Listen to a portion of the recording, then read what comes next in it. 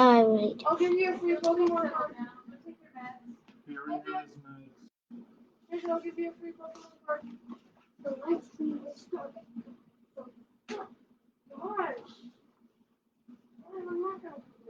Hello, welcome to Neverending Storytelling. How are you doing today? And we will be reading the Bible with Daddy. And then we're gonna do Dana's one-part joke. Hey, you weren't supposed to follow that. Well, I did anyway. And then we're gonna do the synopsis, and then we're gonna do the Neverending Story.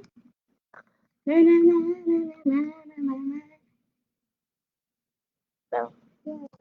Okay, so I think JJ has a little bit too much fun doing this intro. All right, so I am going to, as usual,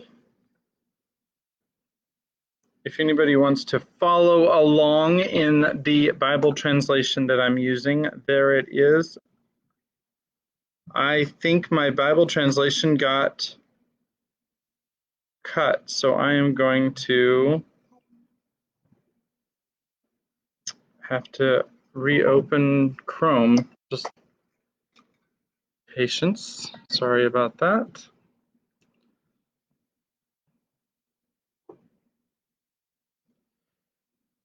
So how's everybody doing today? Why is that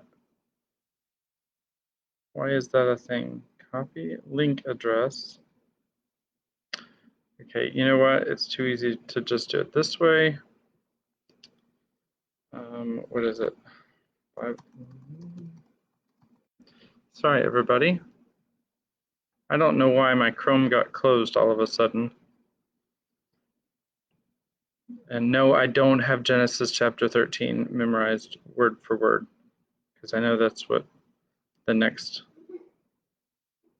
question was going to be. Okay, so here we are. Genesis chapter 13. This is the English Standard Version of the Bible. So Abram went up from Egypt, he and his wife and all that he had, and Lot with him into the Negeb. Now Abram was very rich in livestock, in silver and in gold, and he journeyed on from the Negeb as far as Bethel, to the place where his tent had been at the beginning, between Bethel and Ai, to the place where he had made an altar at the first. And there Abram called upon the name of the Lord. And Lot, who went with Abram, also had flocks and herds and tents, so that the land could not support both of them dwelling together, for their possessions were so great that they could not dwell together. And there was strife between the herdsmen of Abram's livestock and the herdsmen of Lot's livestock. At that time the Canaanites and the Perizzites were dwelling in the land. Then Abram said to Lot, let there be no strife between you and me, and between your herdsmen and my herdsmen, for we are kinsmen. Is not the whole land before you? Separate yourself from me. If you take the left hand, then I will go to the right, or if you take the right hand, then I will go to the left. And Lot lifted up his eyes and saw that the Jordan Valley was well watered everywhere, like the garden of the Lord, like the land of Egypt, in the direction of Zoar. This was before the Lord destroyed Sodom and Gomorrah. So Lot chose for himself all the Jordan Valley, and Lot journeyed east. Thus they separated from each other. Abram settled in the land of Canaan, while Lot settled among the cities of the valley and moved his tent as far as Sodom. Now the men of Sodom were wicked, great sinners against the Lord. The Lord said to Abram, after Lot had separated from him, lift up your eyes and look from the place where you are, northward and southward and eastward and westward. For all the land that you see I will give to you and to your offspring forever. I will make your offspring as the dust of the earth, so that if one can count the dust of the earth, your offspring also can be counted. Arise, walk through the length and the breadth of the land, for I will give it to you. So Abram moved his tent and came and settled by the oaks of Mamre, which are at Hebron, and there he built an altar to the Lord. And that's the end of Genesis chapter 13. Tomorrow we read Genesis chapter 14, which is kind of an interesting account of some ancient warfare. And right now we've got the joke of the day. Here's Daniel. Joke time, Daniel. If I don't do that.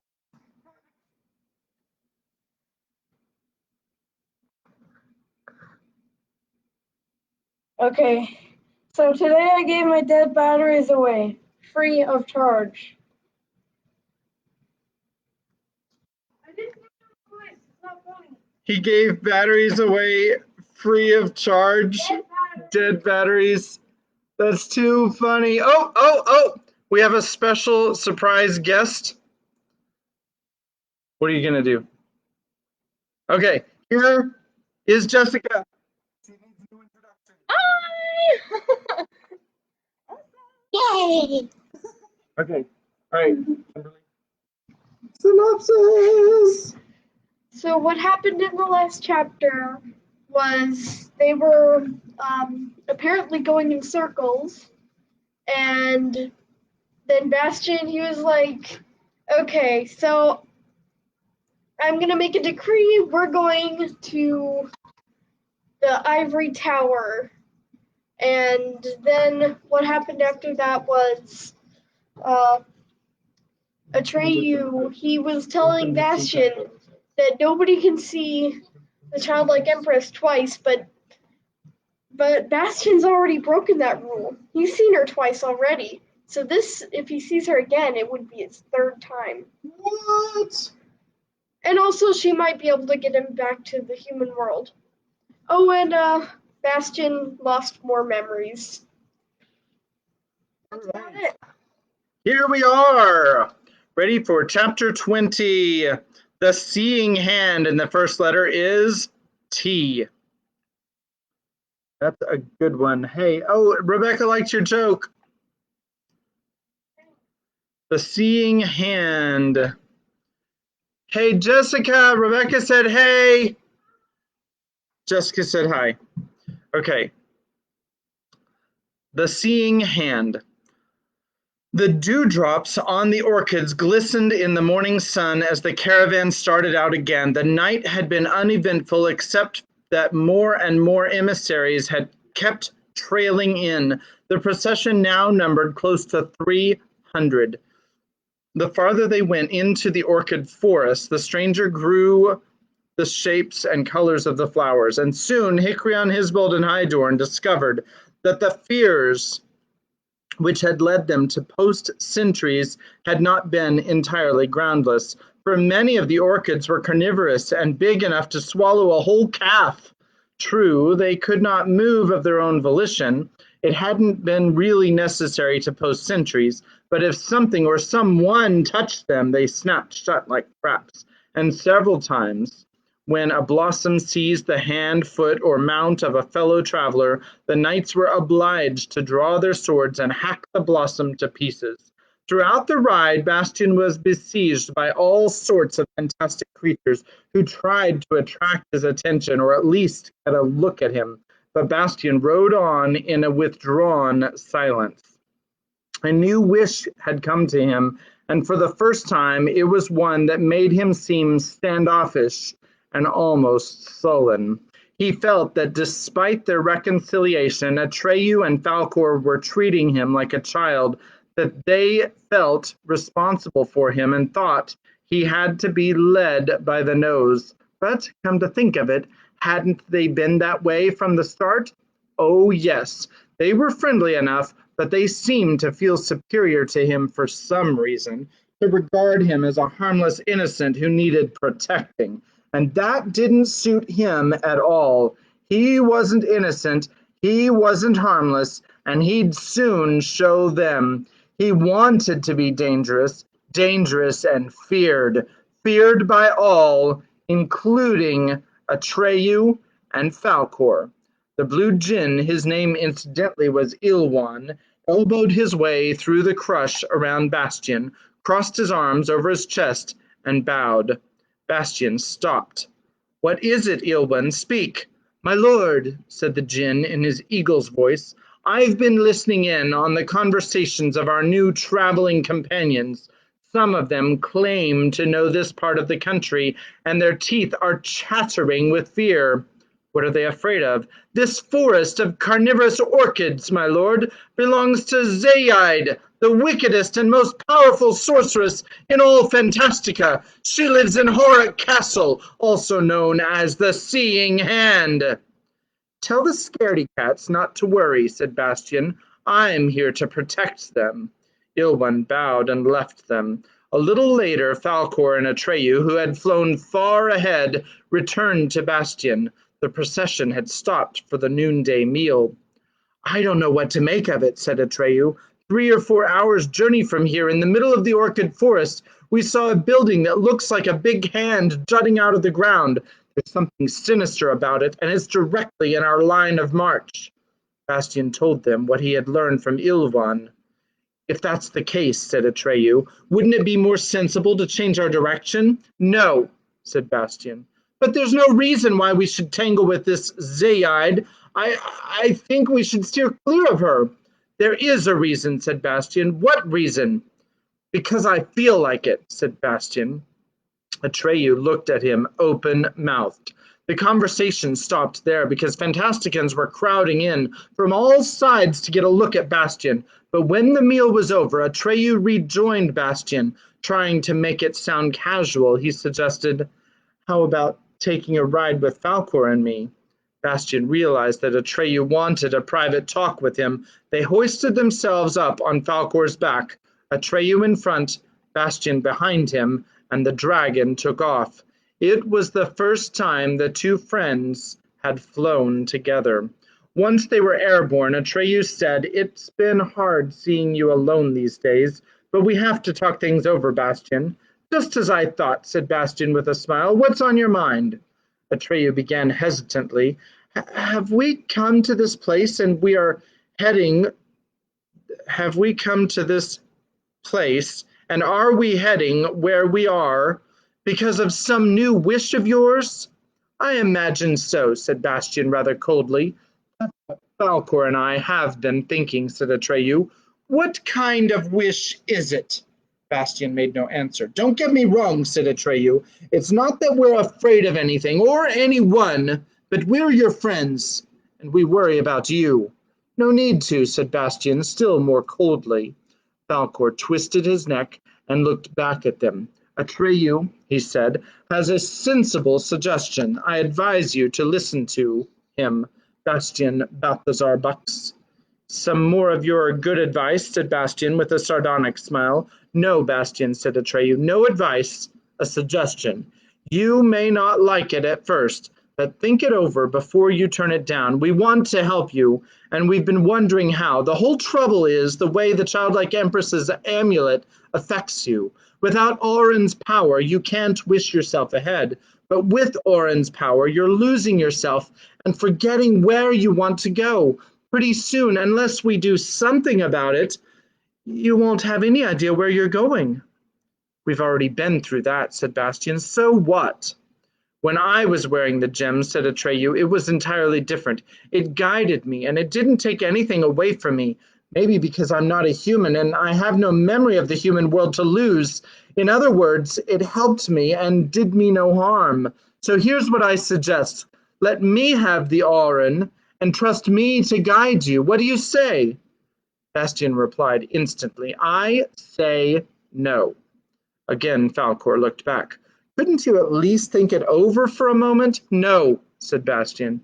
For the first time, Atreyu grew angry. Bastian, he said, think sensibly. You can't go on like this. Haven't you noticed that you've changed completely? You're not yourself anymore. Thanks, said Bastian. Thank you very much for minding my business all the time. But frankly, I can get along without your advice. In case you've forgotten, I saved Fantastica, and Moonchild entrusted her power to me. She must have had some reason for it, because she could have let you keep Auron, but she took it away from you and gave it to me. I've changed, you say. Yes, my dear Atreyu, you may be right. I'm no longer the harmless innocent you take me for. Shall I tell you the real reason why you want me to give up Auron? Because you're just plain jealous. You don't know me yet. You don't know me yet, but if you go on like this, you'll get to know me. Atreyu did not reply. Falcor's flight had suddenly lost all its buoyancy. He seemed to be dragging himself through the air, sinking lower and lower like a wounded bird. At length, Atreyu spoke with difficulty. Bastian, he said, you can't seriously believe what you've said. Let's forget about it. As far as I'm concerned, you never said it. All right, said Bastian. Let's forget about it. Anyway, I didn't start the argument. For a time, they rode on in silence. In the distance, Horik Castle rose up from the orchid forest. It really did look like a giant hand with 5 outstretched fingers. But there's something I want to make clear once and for all, said Bastian suddenly. I've made up my mind. I'm not going back at all. I'm going to stay in Fantastica for good. I like it here, so I can manage without my memories. And if it's the future of Fantastica you're worried about, I can give Moonchild thousands of new names. We don't need the human world anymore. Falcor banked for a U-turn. Hey, Bastian shouted, what are you doing? Fly ahead, I want to see Horik close up. I can't, Falcor gasped. I honestly can't go on. On their return to the caravan, they found their traveling companions in a frenzy of agitation. They had been attacked by a band of some 50 giants covered with black armor that made them look like enormous two-legged beetles. Many of the traveling companions had fled and were just beginning to return singly or in groups. Others had done their best to defend themselves, but had been no match for the armored giants. The 3 knights, Hicreon, Hisbald, and Hydorn, had fought heroically, but without making a dent in any of their assailants. In the end, they had been disarmed and dragged away in chains. One of the armored giants had shouted in a strangely metallic voice, Zaide, the mistress of Horik Castle, sends greetings to Bastian Balthazar Bux, the savior of Fantastica, and makes the following demands. Submit to me unconditionally and swear to serve me with body and soul as my faithful slave. Should you refuse, or should you attempt to circumvent my will by guile or stratagem, your 3 friends, Hicreon, Hisbald, and Hydorn, will die a slow, shameful, and cruel death by torture. You have until sunrise tomorrow to make up your mind. That is the message of Zaide, the mistress of Horik Castle. It has been duly delivered. Bastian bit his lips. Atreyu and Falcor had wiped all expression off their faces, but Bastian knew exactly what they were thinking. What he minded most was their mask of secrecy. But this was hardly the time to have it out with them. That could wait. Instead, he addressed the company in a loud voice. I will never give in to Zaide's blackmail. We must set the prisoners free, and without delay. It won't be easy, said Ilwan, the blue djinn with the eagle's beak. All of us together are no match for those black devils, and even if you, my lord, and Atreyu and his luck dragon were to lead us into battle, it would take us too long to capture Horik Castle. The lives of the 3 knights are in Zaide's hands. She will kill them the moment she finds out that we're attacking. Then we mustn't let her find out, said Bastian. We must take her by surprise. How can we do that? Asked the 4-quarter troll, putting forward his angry face, which was rather terrifying. Zaide is crafty. I'm sure she has an answer for anything we can think up. I agree, said the prince of the gnomes. There are too many of us. If we move on Horik Castle, she's sure to know it. Even at night, so large a troop movement can't be kept secret. She has her spies. Good, said Bastian. We'll fool her with the help of her spies. How can we do that, my lord? The rest of you will start off in a different direction to make her think we've given up trying to free the prisoners and we're running away. And what will become of the prisoners? I'll attend to that with Atreyu and Falcor. Just the 3 of you? Yes, said Bastian. That is, if Atreyu and Falcor agree to come with me. If not, I'll go alone. The traveling companions looked at him with admiration. Those closest to him passed his words on to those further back in the crowd. "My lord," the blue jinn cried out, "regardless of whether you conquer or die, this will go down in the history of Fantastica." Bastian turned to Atreyu and Falcor. "Are you coming, or have you got some more of your suggestions?" "We're coming," said Atreyu. "In that case," Bastian decreed, "the caravan must start moving while it's still light. You must hurry, make it look as if you were in flight. We'll wait here until dark. We'll join you tomorrow morning with the three knights. Or not at all. Go now!" After taking a respectful leave of Bastian, the traveling companions started out. Bastian, Atreyu, and Falcor hid in a clump of orchid trees and waited for nightfall. In the late afternoon, a faint jangling was heard, and 5 of the black giants approached the abandoned camp. They seemed to be all of black metal, even their faces were like iron masks, and their movements were strangely mechanical. All stopped at once, all looked in the direction where the caravan had gone. Then, without a word, all marched off in step. "My plan seems to be working," Bastian whispered. "There were only 5, said Atreyu. "Where are the others?" "The 5 are sure to communicate with the rest," said Bastian. At length, when it was quite dark, Bastian, Atreyu, and Falcor crept from their hiding place, and Falcor rose soundlessly into the air with his 2 riders. Flying as low as possible over the orchid forest to avoid being seen, he headed in the direction they had taken that afternoon. The darkness was impenetrable, and they wondered how they would ever find the castle. But a few minutes later, Horik appeared before them in a blaze of light. There seemed to be a lamp in every one of its 1,000 windows. Evidently, Zaid wanted her castle to be seen, but that was only reasonable, for she was expecting Bastian's visit, a different sort of visit, to be sure. To be on the safe side, Falcor glided to the ground among the orchids, for his pearly white scales would have reflected the glow of the castle.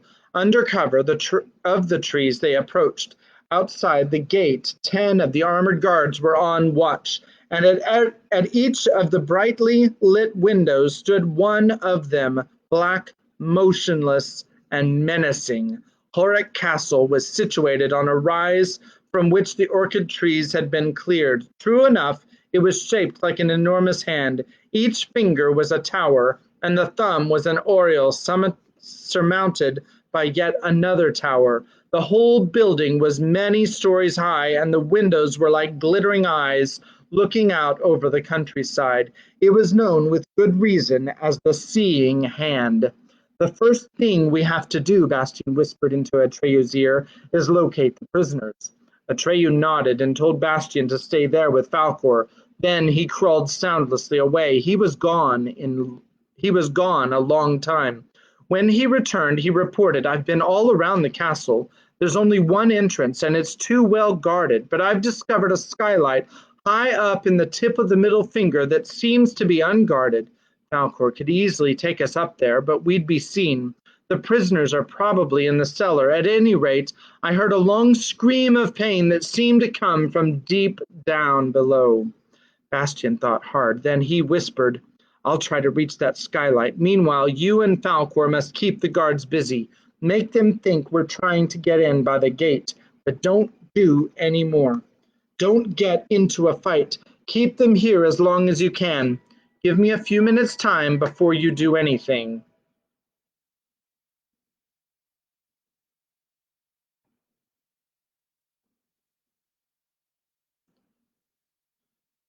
Atreyu pressed his friend's hand in silence, then Bastian took off his silver mantle and slipped away through the darkness. He had almost circled the castle when he heard Atreyu shouting, "Attention, Bastian Balthazar Bux, the savior of Fantastica is here. He has come not to beg Zaid for mercy, but to give her a last chance to release the prisoners. If she sets them free, her miserable life will be spared." Looking around the corner of the castle, Bastian caught a glimpse of Atreyu, who had put on the silver mantle and coiled his blue-black hair into a kind of turban. To anyone who didn't know the two boys very well, there was a certain resemblance between them. For a moment, the armored giant seemed undecided. Then Bastian could hear in the distance the metallic stamping of their feet as they rushed at Atreyu. The shadows in the windows also began to move as the guards left their posts to see what was going on, and many more of the armored giants poured out through the gate. When the first had almost reached Atreyu, he slipped nimbly away and a moment later appeared over their heads, riding Falcor.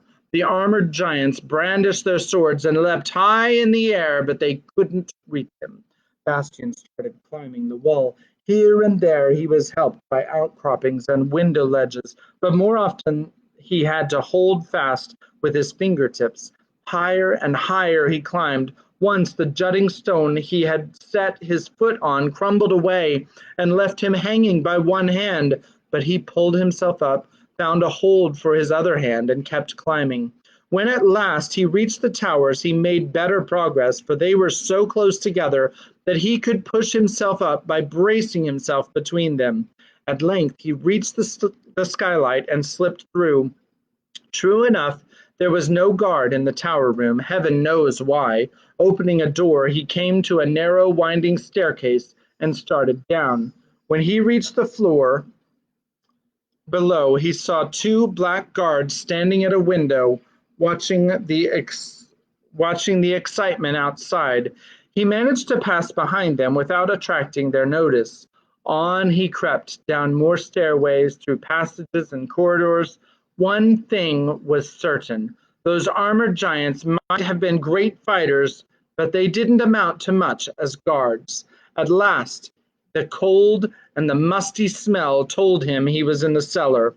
Luckily, all the guards seemed to have raced upstairs in pursuit of the supposed Bastian Balthazar Bux. Torches along the walls lit the way for him. Lower and lower he went. He had the impression that there were as many floors below the ground as above. Finally, he came to the bottommost cellar and soon found the dungeon where Hicreon, Hisbald, and Hydorn were languishing. It was a pitiful sight. They were hanging by their wrists over what seemed to be a bottomless pit. The long iron chains that held them were connected by way of overhead rollers with a winch, but the winch was fastened with a great padlock and couldn't be budged. Bastian stood perplexed. The three prisoners' eyes were closed. They seemed to be asleep or unconscious. Then Hydorn, the Enduring, opened his left eye and sang out, "Hey, friends, look who's here!" The others managed to open their eyes and a smile crossed their lips.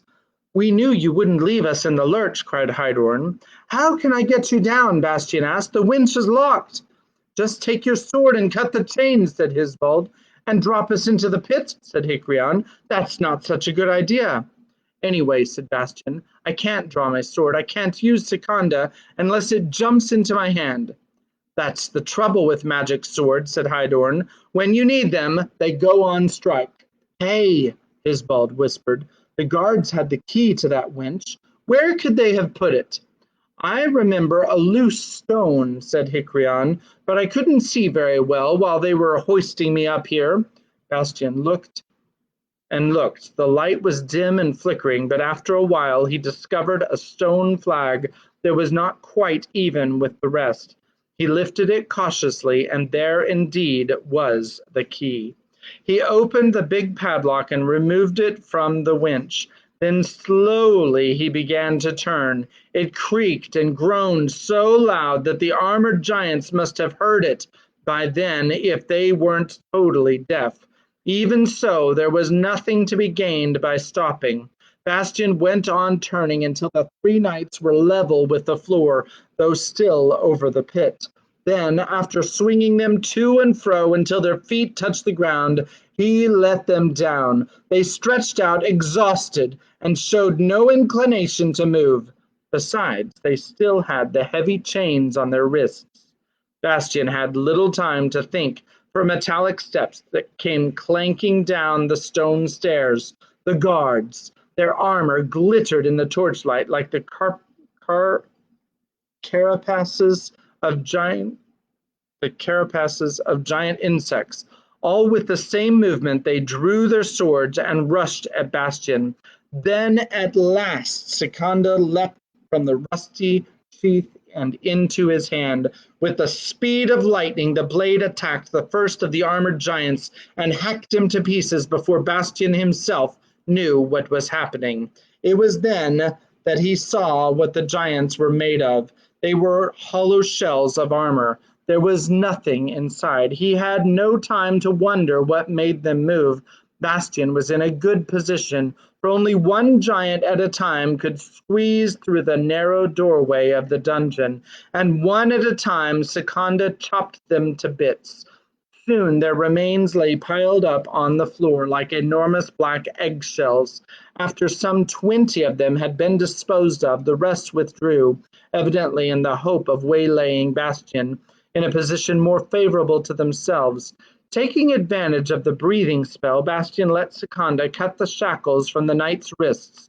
Hicraeon and Hydorn dragged themselves to their feet and tried to draw their swords, which strangely enough had not been taken away from them, but their hands were numb from the long hanging and refused to obey them. Hisbald, the most delicate of the three, wasn't even able to stand by himself. His two friends had to hold him up. Never mind, said Bastian. Secunda needs no help. Just stay behind me and don't get in my way. They left the dungeon, slowly climbing the stairs, and came to a large hall. Suddenly all the torches went out, but Secunda shone bright. Again they heard the heavy metallic tread of many armored giants. Quick, cried Bastian, back to the stairs! This is where I'm going to fight. He couldn't see whether the three knights obeyed his order, and there was no time to find out, because Secunda was already dancing in his hand. The entire hall was ablaze with its sharp white light. The assailants managed to push Bastian back from the top of the stairs and to attack him from all sides, yet not one of their mighty blows touched him. Secunda whirled around him so fast that it looked like hundreds of swords, and in a few moments later he was surrounded by a heap of shattered black armor in which nothing stirred. Come on up, Bastian cried to his companions. The three knights stood gaping on the stairs. Hicraeon's mustache was trembling. I've never seen anything like it, he cried. Something to tell my grandchildren, Hisbald stammered. The only trouble, said Hydorn mournfully, is that they won't believe you. Bastian stood there with sword in hand, wondering what to do next. Suddenly it sprang back into its sheath. The danger seems to be over, he said. At least the part that calls for a sword, said Hydorn. What do we do now? Now, said Bastian, I want to make this Zaid's acquaintance. I've got a bone to pick with her. After climbing several more flights of stairs, Bastian and the knights reached the ground floor where Atreyu and Falcor were waiting for them in a kind of lobby. Well done, you two, cried Bastian, slapping Atreyu on the back. What's become of the armored giants? Asked Atreyu. Hollow shells, said Bastian contemptuously. Where's Zaid? Up in her magic throne room, answered Atreyu. Come along, said Bastian, taking the silver mantle which Atreyu held out to him. And all together, including Falcor, they climbed the broad stairway leading to the upper floors. When Bastian, followed by his companions, entered the magic throne room, Zaid arose from her red coral throne. She was wearing a long gown of violet silk, and her flaming red hair was coiled and braided into a fantastic edifice. Her face and her long, thin hands were as pale as marble. There was something strangely disturbing about her eyes. It took Bastian a few moments to figure out what it was. They were of different colors, one green, one red. She was trembling, evidently in fear of Bastian. He looked her straight in the face, and she lowered her long lashes. The room was full of weird objects whose purpose it was hard to determine. There were large globes covered with designs, sidereal clocks, and pendulums hanging from the ceiling. There were costly censers from which rose heavy clouds of different colored smoke, which crept over the floor like fog. Thus far, Bastian hadn't said a word. That seemed to shatter Zaid's composure, for suddenly she threw herself on the floor in front of him, took one of his feet and set it on her neck. "My lord and master," she said in a deep voice that sounded somehow mysterious, "no one in Fantastica can withstand you. You are mightier than the mighty and more dangerous than all the demons together. If you wish to take revenge on me for being too stupid to recognize your greatness, trample me underfoot. I have earned your anger. But if you wish once again to demonstrate your far-famed magnanimity, suffer me to become your obedient slave who swears to obey you body and soul. Teach me to do what you deem desirable, and I will be your humble pupil, obedient to your every hint. I repent of that harm I tried to do you and beg your mercy." "Arise, Zaid," said Bastian. He had been very angry, but her speech pleased him. If she had really acted out of ignorance and really regretted it so bitterly, then it was beneath his dignity to punish her. And since she even wished to learn what he deemed desirable, he could see no reason to reject her plea. Zaid arose and stood before him with bowed head. "Will you obey me unconditionally?" he asked. "However hard you may find it to do my bidding, will you obey me without argument and without grumbling?" "I will, my lord and my master," said Zaid. "You will see there is nothing we cannot accomplish if we combine my artifices and your power." "Very well," said Bastian. "Then I will take you into my service. You will leave this castle and go with me to the ivory tower, where I am expecting to meet Moonchild." For a fraction of a second, Zaid's eyes glowed red and green, but then, veiling them with her long lashes, she said, "I am yours to command, my lord and my master."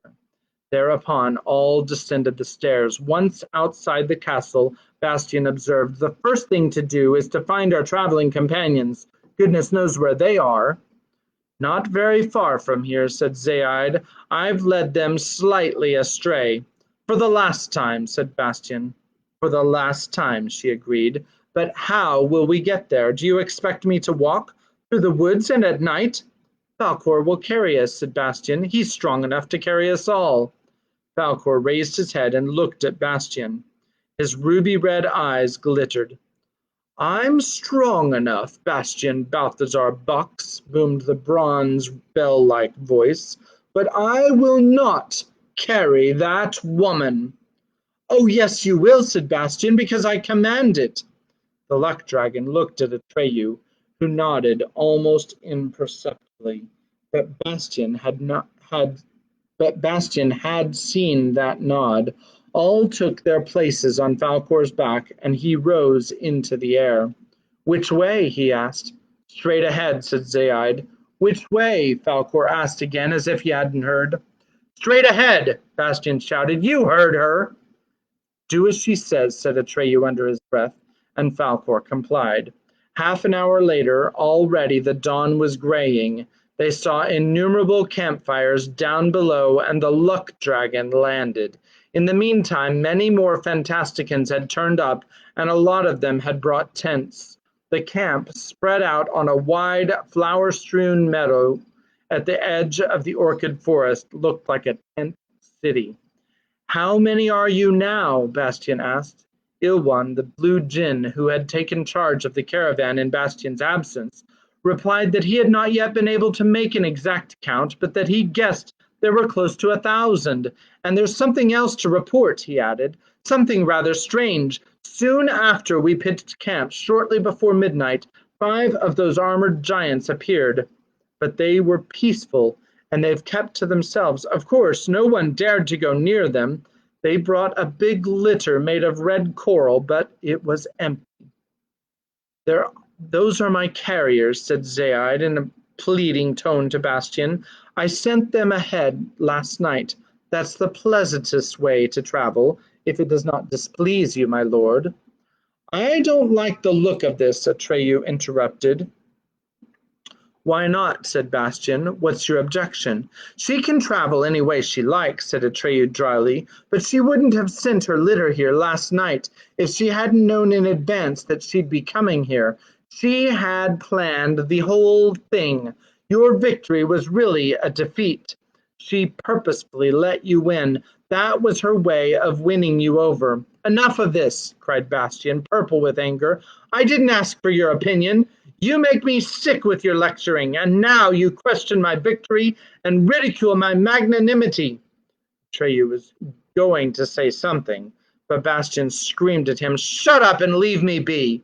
If the two of you aren't satisfied with what I do and the way I am, go away. I'm not keeping you. Go where you please. I'm sick of you.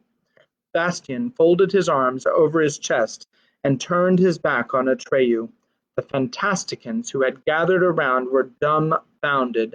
For a time Atreyu stood silent. Up until then Bastian had never reprimanded him in the presence of others. He was so stunned he could hardly breathe. He waited a while, then, when Bastian did not turn back to him, he slowly walked away. Falkor followed him. Zaid smiled. It wasn't a pleasant smile. In that moment, Bastian's memory of having been a child in this world was effaced. Chapter 21 is the Star Cloister. The first letter is U. And I think that is where we will stop it for the evening. I hope everyone has a good night. I think JJ has something to say. I just wanted to look at the Hey guys,